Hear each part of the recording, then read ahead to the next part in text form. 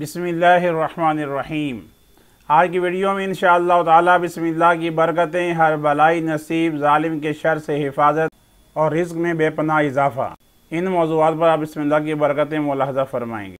हर भलाई करीब, हर बुराई दूर।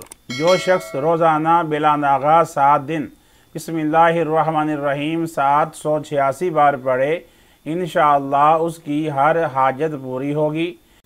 ख्वाह वो हाजत किसी भलाई को पाने की हो, या बुराई दूर हो जाने की, या कारोबार चलने की।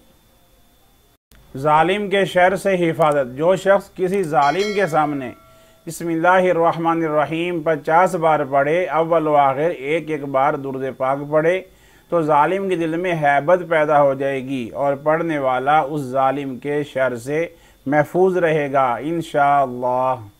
रिज़्क़ में बेपनाह इजाफ़ा।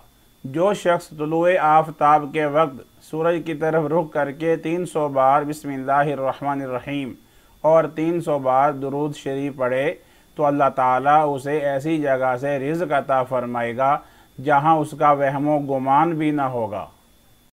अल्लाह ताला से दुआ है, अल्लाह ताला हम सब को अपने नाम की बरकतें अता फरमाए और हर नेक काम से पहले बिस्मिल्लाह पढ़ने की तौफ़ीक अता फरमाए। आमीन।